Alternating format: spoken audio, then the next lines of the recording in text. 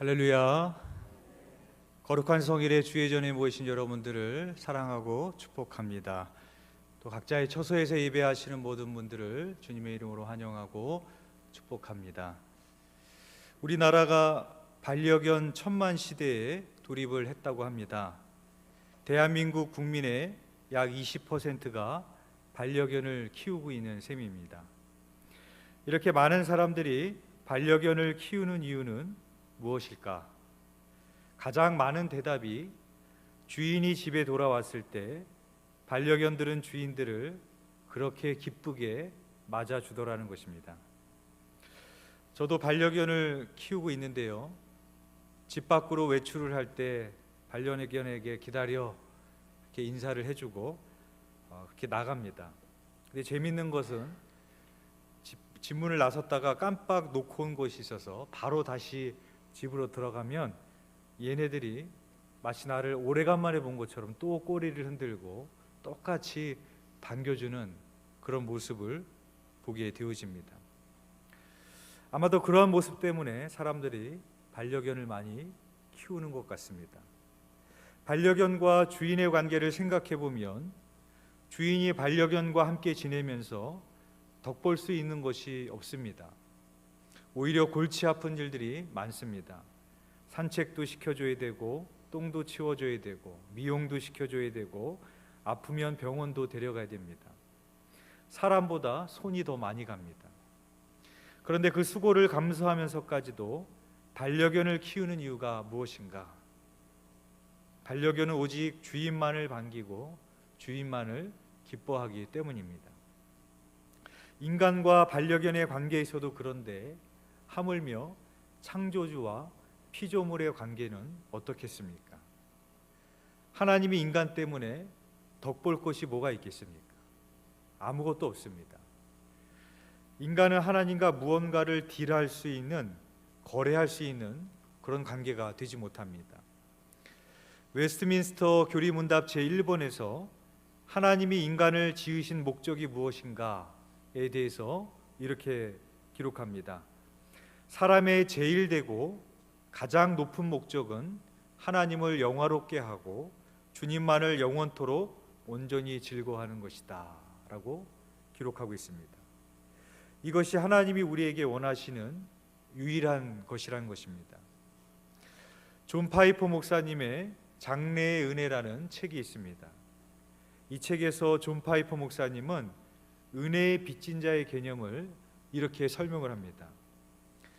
은혜의 빚진 자로 산다는 것은 그의 채무를 갚아야 한다는 의무를 뜻하는 것이 아니라 오히려 어린아이처럼 영원토록 하나님만을 기뻐하고 의지하는 것을 의미한다. 은혜의 빚진 자로 산다는 것은 그의 채무를 갚아야 한다는 의무를 뜻하는 것이 아니라 오히려 어린아이처럼 영원토록 하나님만을 기뻐하고 의지하는 것을 의미한다. 이것이 은혜의 빚진 자입니다. 또 존 파이퍼 목사님은 이렇게 말합니다. 나는 불로써 불을 다스려야만 한다는 말을 종종 들었다. 정욕의 즐거움이라는 불은 하나님께서 주시는 참된 기쁨의 불로써 대항해서 싸워야 한다.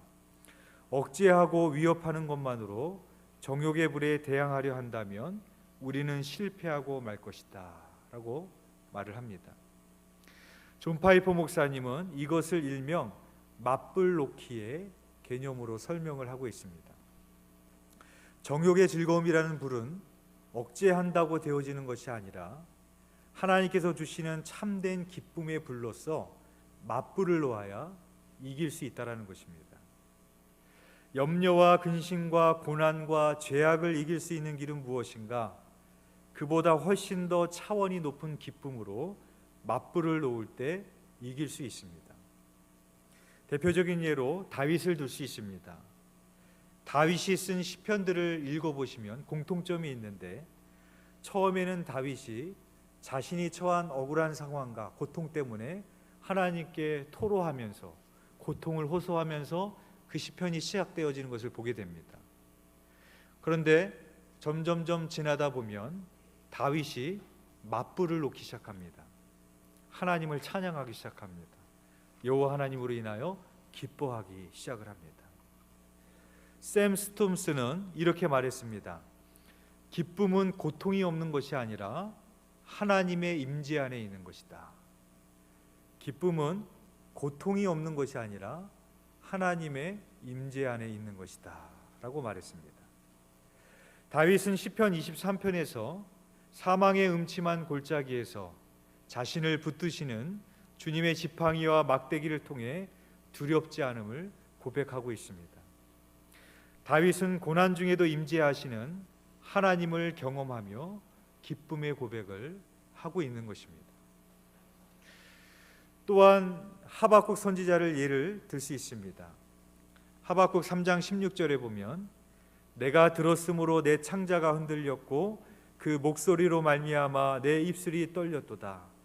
무리가 우리를 치러 올라오는 환난 날을 내가 기다림으로 썩이는 것이 내 뼈에 들어왔으며 내 몸은 내 처소에서 떨리는도다 라고 하박국이 이야기합니다. 그런데 하박국은 바로 그 다음 절인 17절에서 맞불을 놓습니다. 비록 무화과 나무가 무성하지 못하며 포도나무에 열매가 없으며 감람나무에 소출이 없으며 밭에 먹을 것이 없으며 우리의 양이 없으며 외양간에 소가 없을지라도 나는 여호와로 말미암아 즐거워하며 나는 구원의 하나님으로 말미암아 기뻐하리로다 하고 맞불을 놓습니다. 창자가 흔들리고 썩이는 것이 내 뼈에 들어왔고 내 몸은 처소에서 떨고 있습니다. 무화과 나무가 무성하지 못하고 포도나무에 열매가 없고 감람나무에 소출이 없고 밭에 먹을 것이 없고 우리의 양이 없고 외양간에 소가 없습니다. 그런데 하박국은 나는 여호와로 말미암아 즐거워하며 나의 구원의 하나님으로 말미암아 기뻐하리로다 맞불을 놓더라는 것입니다. 이렇게 하박국이 기뻐할 수 있었던 이유는 무엇이겠습니까? 세상의 대적들에 의해서 나의 미래가 결정되는 것이 아니라 역사의 주관자가 되신 하나님의 손에 달려 있음을 그는 깨달았기 때문이었습니다. 그렇다면 여호와 하나님을 기뻐한다라는 것은 무엇인가? 첫 번째는 하나님을 사랑하는 것입니다. 우리가 어느 대상을 사랑하지 않고서는 그 대상을 기뻐하는 것은 불가능한 일입니다.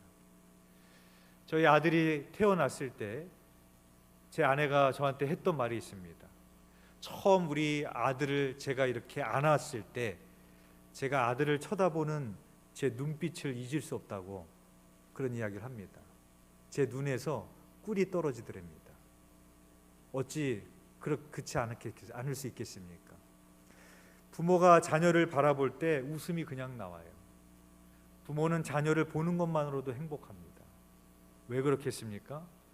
그 존재 자체만으로 기뻐하고 그 존재 자체로 귀하고 사랑하기 때문에 그렇습니다.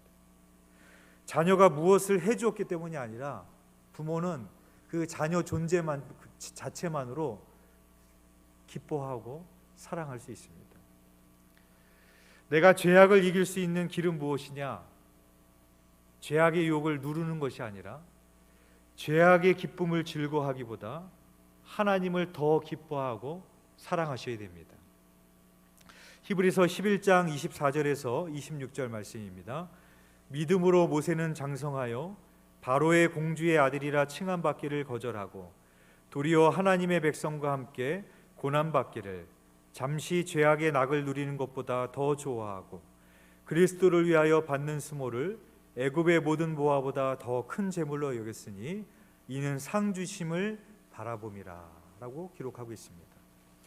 모세가 잠시 죄악의 낙을 누리는 것을 어떻게 이겼는가?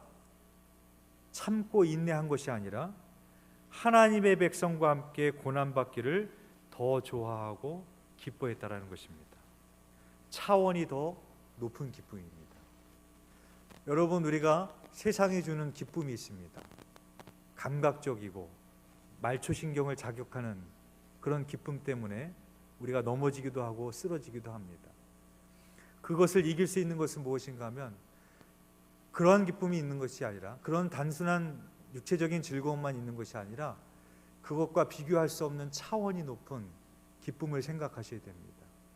그 가정 안에서 아내와 남편과 자녀와 믿음 안에서 공동체 안에서 하나님과의 관계 안에서 때로 나를 희생하며 누군가에게 무엇을 나눠주고 섬겼을 때 그것을 통해서 하나님의 일들이 성취되는 것을 볼 때 누리는 기쁨, 그것이 어떻게 세상적인 기쁨과 육체적인 그런 기쁨과 비교할 수가 있겠습니까? 그러한 것을 내가 더 기뻐하고 즐거워할 때 우리는 죄악의 유혹을 이길 수 있다는 것입니다. 모세는 어떻게 만몬의 유혹을 이길 수 있었는가? 그리스도를 위하여 받는 수모를 애굽의 모든 보화보다도 더 큰 재물로 여겼다라는 것입니다. 이 세상에 돈이 아니면 안 되는 것이 없는 것 같은 이 세상을 살아가지만, 그래서 모든 사람들은 돈을 위해서 그것을 최고의 가치로 삼고 살아가지만, 만몬의 유혹을 이길 수 있는 것은 무엇이냐? 돈이 이 세상의 다가 아니잖아요. 그렇죠? 돈이라는 가치를 뛰어넘는 훨씬 더 높은 가치를 바라보는 겁니다. 우리를 위하여 상 주신 하나님을 바라보고, 이 세상의 땅이 영원한 것이 아니라 이 세상에 이 땅에 심는 것이 아니라 하늘나라의 그 하나님의 상급을 심을 수 있는, 저장할 수 있는, 나를 위해서만 사는 것이 아니라 하나님의 영광과 하나님의 나라를 위해서 오히려 그 재물을 흘려보내고 사용할 수 있는 그 삶, 그 차원이 높은 가치를 우리가 사모하고 깨달을 때 만몬의 유혹을 이겨낼 수 있는 것입니다. 여호와 하나님을 기뻐한다라는 것은 무엇인가? 두 번째로 하나님의 말씀을 기뻐하고 하나님의 말씀에 순종하는 겁니다. 우리가 누군가를 사랑하게 되면 그 대상의 말을 허투루 듣지 않습니다. 마찬가지로 우리가 하나님을 기뻐하게 되면 하나님의 말씀을 기뻐하게 되고 자연스럽게 그분의 말씀에 순종하는 것을 기뻐하게 되어 있습니다. 오늘 본문의 배경은 느헤미야의 지도 아래 이스라엘이 포로 귀환을 하고 예루살렘 성벽을 재건했습니다. 이스라엘의 대적의 침략을 방어할 수 있는 성벽은 재건됐지만 그보다 더 중요한 것은 하나님을 향한 그들의 마음의 성전이 재건되는 것이었습니다.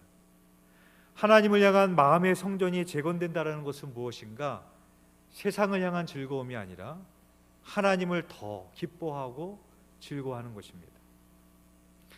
포로로 귀환한 이스라엘 백성들은 비록 예루살렘 성벽은 완성되었지만 하나님이 지키시지 않으면 아무리 견고한 성일지라도 허무하게 무너질 수밖에 없음을 그들은 깨달았습니다. 그래서 시편 127편 1절에 보면 여호와께서 집을 세우지 아니하시면 세우는 자의 수고가 헛되며 여호와께서 성을 지키지 아니하시면 파수꾼의 깨어 있음이 헛되도다 라고 말씀하고 있습니다. 즉 자신들의 진정한 안전은 예루살렘 성곽이 보장하여 주는 것이 아니라 하나님의 뜻을 알고 하나님과의 바른 관계를 맺음으로써 보장된다는 것을 그들이 깨달아 알았던 것입니다. 그렇다면 하나님의 뜻을 알고 하나님과의 바른 관계를 맺기 위해서는 어떻게 해야 되겠습니까? 그것은 하나님의 말씀을 즐거워하고 하나님의 말씀에 순종하는 것입니다. 시편 1편 1절에서 2절 말씀에 보면 복 있는 사람은 악인들의 꾀를 따르지 아니하며 죄인들의 길에 서지 아니하며 오만한 자들의 자리에 앉지 않고 오직 여호와의 율법을 즐거워하여 그의 율법을 주야로 묵상하는도다 라고 기록하고 있습니다. 어떻게 하면 악인의 꾀를 따르지 않을 수 있을까? 어떻게 하면 죄인의 길에 서지 않을 수 있을까? 어떻게 하면 오만한 자들의 자리에 앉지 않을 수 있을까? 하나님의 말씀을 더 즐거워해야 됩니다. 더 사모해야 됩니다. 그것이 바로 복 있는 자의 인생이라고 말씀을 하고 있는 것입니다. 그래서 오늘 본문에 나오는 이 이스라엘 백성들의 모습을 보면 하나님의 말씀에 대하여서 취하고 있는 이들의 행동을 보면 그들이 얼마나 하나님의 말씀을 즐거워하고 있는지, 얼마나 그들이 하나님의 말씀을 간절히 사모하고 있는지를 쉽게 찾아볼 수가 있습니다. 우리 오늘 본문 8장 1절부터 한번 보시면 중간 부분에 보면 모든 백성이 일제히 수문 앞 광장에 모여라고 기록을 하고 있습니다. 모든 백성이, 그러니까 지역과 성별과 나이를 초월해서 예루살렘에 거주하고 있는 사람뿐만 아니라 유대 땅 전 지역에 있는 사람들이 모였다라는 것입니다. 일제히, 이 뜻은 일사불란하게 한 마음으로, 이런 뜻입니다. 하나님의 말씀을 사모하는 한 마음으로 아주 일사불란하게 모였다라는 뜻입니다. 수문 앞 광장에 모여, 원래는 절기를 지키기 위해서는 성전에서 이루어지는 것이 보통인데 수문 앞 광장에 모였다라는 것은 참석자들이 너무나 많아서 성전 뜰에서 수용할 수 없었다라는 것을 말해주고 있습니다. 마치 우리나라에서도 예전에 빌리그레함 목사님이 오시거나 유명한 분이 오셔서 집회를 할 때 여의도 광장에 수많은 사람들이 모였던 것처럼 교회에서 수용할 수가 없어서 그때 그렇게 하나님의 말씀을 사모했을 때 한국 교회가 뜨거운 부흥을 맛보지 않았습니까? 그런데 오늘날 그런 모습을 찾아보기가 참 힘들죠. 지금 이들의 모습이 그렇게 하나님의 은혜를 사모하고 말씀을 즐거워해서 모였다라는 것입니다. 또 학사 에스라에게 모세의 율법책을 가져오기를 청하매라고 기록하고 있습니다. 에스라가 내가 말씀을 읽어줄 테니까 모여라 그러지 않았습니다. 그들이 자발적으로 우리에게 말씀을 읽어주십시오, 율법책을 가지고 와서 우리들에게 하나님의 말씀을 좀 들려주십시오, 그들이 자발적으로 청했다라는 것입니다. 3절 말씀해 보시면 수문 앞 광장에서 새벽부터 정오까지라고 기록하고 있습니다. 무려 약 6시간 정도의 긴 시간 동안 그들은 여호와의 말씀을 경청을 했습니다. 그리고 그 율법책에 귀를 기울였는데 라고 기록하고 있는데, 이 말씀의 의미는 뭐냐면 그들의 귀가 율법책에 붙었다, 이런 뜻입니다. 얼마나 그 말씀을 사모하고 주의를 기울여서 들었는지 하나님의 율법책에 그들의 귀가 붙었다, 그렇게 성경이 기록을 하고 있는 것입니다.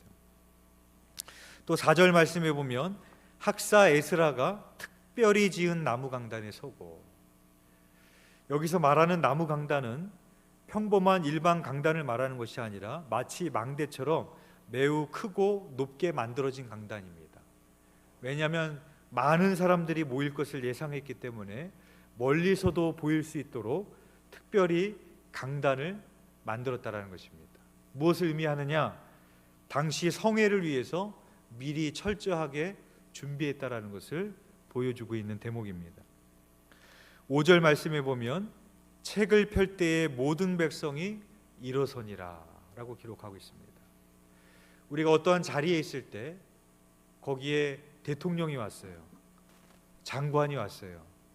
근데 그냥 자리에 앉아서 아유 오셨어요, 우리 그렇게 하지 않죠. 어떻게 합니까? 자리에서 벌떡 일어나서 영접하지 않습니까? 인사하지 않습니까? 마치 이스라엘 백성들이 하나님의 말씀을 향하여 그런 태도를 가졌다는 거예요. 하나님을 향하여 그런 태도를 가졌다는 거예요. 일제히 일어나서 하나님의 말씀을 그냥 들을 수가 없어서 그들이 일제히 일어났다라고 기록하고 있습니다. 6절에 보니까 모든 백성이 손을 들고 아멘 아멘 하고 응답하고 몸을 굽혀 얼굴을 땅에 대고, 여기서 손을 들고 아멘 아멘 하고 하나님의 말씀에 대하여 그냥 들은 것이 아니라 참으로 그렇습니다, 주님 그렇습니다, 그들이 그렇게 믿음으로 확신하고 응답하면서 하나님의 말씀을 들었다라는 것입니다. 몸을 굽혔다, 이거는 머리를 숙였다, 절한다, 이런 뜻입니다. 그러니까 하나님을 향한 절대적인 신뢰와 복종의 마음으로 들었다라는 것입니다. 얼굴을 땅에 대고, 그러니까 자신을 극도로 낮추고 상대는 극도로 높이는 행동을 의미합니다. 하나님 앞에 자신을 철저히 낮추고 겸손히 나아갔음을 보여주고 있습니다. 그리고 9절 말씀에 보면 백성이 율법의 말씀을 듣고 다 우는지라 라고 기록하고 있습니다. 에스라가 말씀을 낭독하고 그 뜻을 해석해 주었더니 백성들이 그 뜻을 깨달았을 때 통회의 눈물, 참회의 눈물을 흘렸다라는 겁니다. 아, 오늘 나에게 하나님이 이렇게 말씀하시는 거구나. 우리가 이래서 이렇게 포로로 끌려갈 수밖에 없었구나. 우리가 왜 이렇게 됐을까? 군사적인 힘이 없었던 것도 아니라 경제력으로 약했던 것도 아니라 내가 하나님과의 관계에서 멀리 떠났기 때문이었구나. 그들의 과거를 생각해 보니까 하나님의 말씀을 들으면서 그냥 들을 수가 없었던 것입니다. 그래서 그들은 하나님 앞에 통회의 눈물을 흘렸던 것입니다. 진정한 기쁨이란 무엇이냐? 참된 회개의 눈물을 통해서 하나님과의 관계의 회복에서 일어나는 겁니다. 세상적인 기쁨은 눈물을 동반하지 않습니다. 오감을 자극하고 순간적으로 기분을 좋게 할지는 모르겠지만 그것은 오래가지 못합니다. 진정한 기쁨이 되지 못합니다. 진정한 기쁨은 내면의 깊은 곳으로부터 시작되는 겁니다. 하나님과의 관계의 회복으로부터 시작이 되어지는 것입니다. 마태복음 5장 3절에 보면 심령이 가난한 자는 복이 있나니 천국이 그들의 것이며 라고 말하고 있습니다. 여러분, 여기서 심령이 가난하다, 이 가난하다라는 의미가 어떤 의미인지 아십니까? 이 가난하다라는 의미는 부모가 자녀를 잃어버렸을 때 자녀를 찾는 마음입니다. 부모가 자녀를 잃어버렸을 때 그 찾는 마음이 얼마나 간절하겠어요? 얼마나 애타겠습니까? 세월호 사건이 일어난 지 오래됐지만 그 세월호 사건을 경험한 부모가 자녀를 잊었겠습니까? 죽을 때까지 잊지 못하죠. 그날이 되면 자녀가 생각날 때마다 팽목항에 가서 자녀의 이름을 부르면서 울 겁니다. 얼마 전 TV를 보니까 삼풍백화점이 무너졌던 사건을 다루는 프로를 봤습니다. 그것도 거진 10년 전의 일인데 그 삼풍백화점 피해자의 추모비가 양재 시민의 숲에 있습니다. 가끔 거기를 산책하러 가는데 지금도 꽃을 갖다 놉니다. 지금도 자녀의 그 잃어버린 자녀를 잊지 못해서 그 부모들이, 희생자들이 거기를 찾아와서 눈물을 흘리고 돌아가는 겁니다. 심령이 가난한 자들은 뭐냐? 말씀을 그렇게 찾는 거예요. 말씀을 그렇게 애타게 기다리는 거예요. 그 말씀을 즐거워하는 겁니다. 그 사람이 복이 있다라고 말씀을 하고 있는 것입니다. 포로 귀환한 이스라엘 백성들이 마치 그와 같이 학사 에스라를 초대해서 그 말씀을 들었다라는 것입니다. 여호와 하나님을 기뻐한다라는 것은 무엇인가? 마지막 세 번째로 하나님을 위하여 일하는 것을 기뻐하는 겁니다. 바울은 빌립보 감옥에 갇혀서 옷이 찢겨지고 벗겨지고 하루 종일 매를 맞았습니다. 쇠고랑이 채워지고 발에 착고가 매인 상황에서 일반 감옥이 아닌 중형을 받은 사람이 가두어지는 지하 깊은 감옥에 갇혔습니다. 그런데 그 순간에 바울은 맞불을 놓습니다. 한밤중에 바울과 실라가 기도하고 그 지하 감옥에서 하루 종일 매를 맞았는데 한밤중에 바울과 실라는 기도했습니다. 그것을 끝난 것이 아니라 그 뒤에 나오는 말씀이 더 기가 막힙니다. 하나님을 찬송하며. 여러분, 이 두 말씀을 다다다다 읽지 마시고 한번 둘로 떼어놓고 한번 읽어보십시오. 한밤중에 바울과 실라가 기도하고. 여기까지는 우리도 할 수 있어요. 그렇죠? 우리가 그 상황이 되면 우리도 기도할 거 아니에요. 하나님, 나를 좀 살려주세요. 내가 왜 이래야 됩니까? 기도하지 않겠어요? 그런데 그 뒤에 나오는 하나님을 찬송하며. 그 상황에서 여러분들이 하나님 앞에 기도는 하실 수 있겠지만 그 지하 감옥에서 하나님을 우리가 찬송할 수 있겠습니까? 쉽지 않을 것 같아요. 원망은 하겠지만, 기도는 하겠지만 그 순간에도 하나님을 찬송할 수 있을까? 그러나 바울은 그 순간에도 맞불을 놨습니다. 하나님을 찬양했습니다. 그가 그렇게 찬송할 수 있었던 이유는 무엇이었는가 하면 바울은 그 순간 속에서도 매질을 당하였지만, 감옥에 갇혔지만 불붙였던 복음이 그 순간도 하나님의 계획대로 진행되어지고 있는, 그 유럽을 향하여서, 로마로 향해서 하나님의 계획대로 진행되어지고 있는 것을 바울은 깨달아 알았기 때문이었습니다. 바울은 엄청난 고난을 받으면서도 복음 전도 사역을 쉬지 않았는데 이것은 그가 그 일을 기뻐하였기 때문입니다. 그는 하나님께서 자기를 당신의 종으로 택하시사 당신을 위하여 일하게 하시는 것을 큰 영광으로 여겼기 때문에 생명의 위협을 받으면서도 그 일을 기쁨으로 감당하였던 것입니다.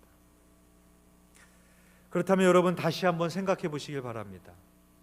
하나님께서 이렇게 당신을 사랑하고 당신의 말씀에 순종하고 당신을 위해서 헌신적으로 일하는 자를 하나님께서도 그를 정녕 기뻐하지 않으시겠습니까? 하나님께서 그 자를 지키지 않으시겠습니까? 그래서 느헤미야는 이렇게 말합니다. 우리 오늘 본문 10절 말씀만 우리 마지막으로 한번 합독해 보겠습니다. 시작. 느헤미야가 또 그들에게 이르기를 너희는 가서 살진 것을 먹고 단 것을 마시되 준비하지 못한 자에게는 나누어 주라. 이날은 우리의 주의 성일이니 근심하지 말라. 여호와로 인하여 기뻐하는 것이 너희의 힘이니라 하고. 아멘. 이 말씀에 보면 근심하지 말라라는 말과 여호와로 인하여 기뻐하는 것이 너희의 힘이다라는 말이 대조를 이루고 있어요. 근심하지 않을 수 있는 것은 뭐냐?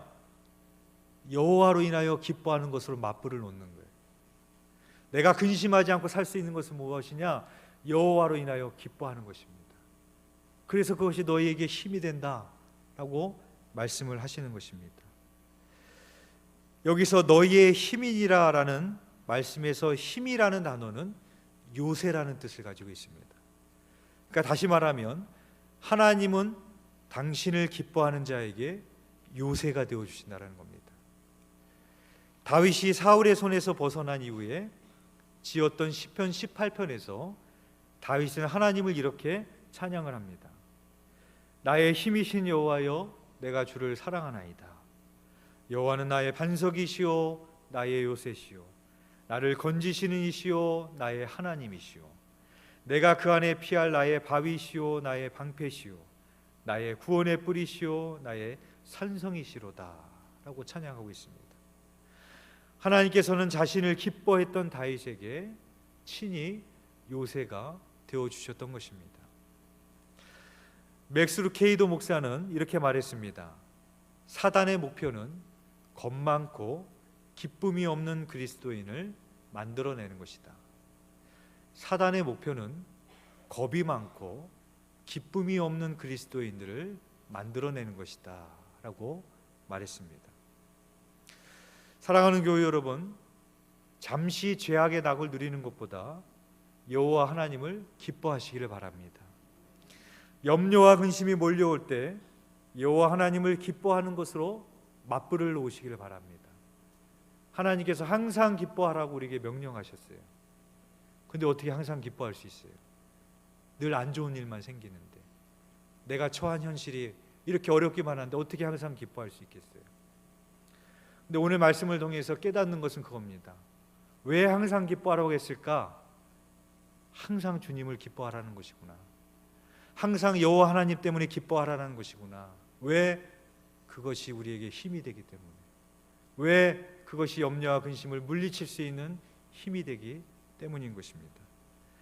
바라기는 저와 여러분들이 여호와로 인하여 기뻐하시는 저와 여러분이 되시기를 주님의 이름으로 축원드리겠습니다. 기도드리겠습니다.